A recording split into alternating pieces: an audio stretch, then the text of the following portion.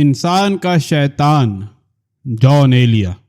ایسا ہے کہ جرم ہمارے معاشرے میں ایک امر عادی بنتا جا رہا ہے۔ اغوا نے ایک خوش مذاقی اور قتل نے ایک خوش فعلی کی حیثیت اختیار کر لی ہے، اور جو لوگ اس کی استطاعت نہیں رکھتے وہ سن کر محظوظ ہوتے ہیں۔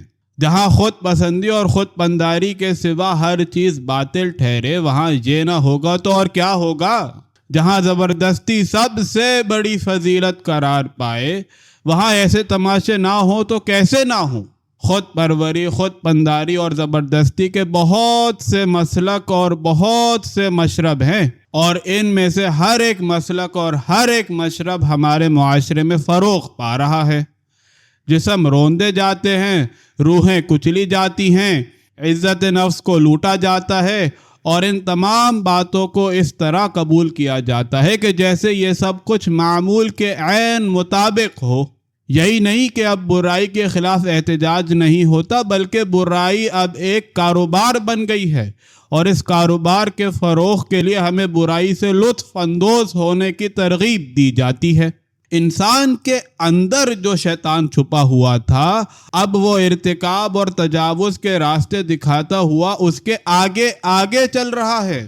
خیرہ سری اور خیرہ چشمی نے جو قبول عام حاصل کیا ہے وہ ہم بھی دیکھ رہے ہیں اور تم بھی دیکھ رہے ہو، اور یہ اس لیے کہ ہم نے عمر سے اپنے معاشرے کو ظلم کے لیے سازگار اور عدل کے لیے ناسازگار پایا ہے۔ کیا ہم نہیں دیکھتے کہ جو زندگی میں حدود سے تجاوز کرتا ہے وہ فائدے میں رہتا ہے، اور جو حدود میں رہتے ہیں وہ مارے جاتے ہیں؟ جو زندگی ہم گزار رہے ہیں دراصل اس کی نہاد اور بنیاد ہی میں خرابی پائی جاتی ہے۔ یہ وہ خرابی ہے جسے اس خرابی کا کاروبار کرنے والے اور اس سے منفعت اندوز ہونے والے عین فطرت ثابت کرتے آئے ہیں۔ اسی عین فطرت امر نے زندگی کی فطرت کو مسخ کر کے رکھ دیا ہے۔ اس لیے ہر چیز اپنی ضد اور ہر شکل اپنا عکس ہو کر رہ گئی ہے۔ چنانچہ جو صحیح ہے وہ غلط قرار پایا ہے، اور جو غلط ہے وہ صحیح۔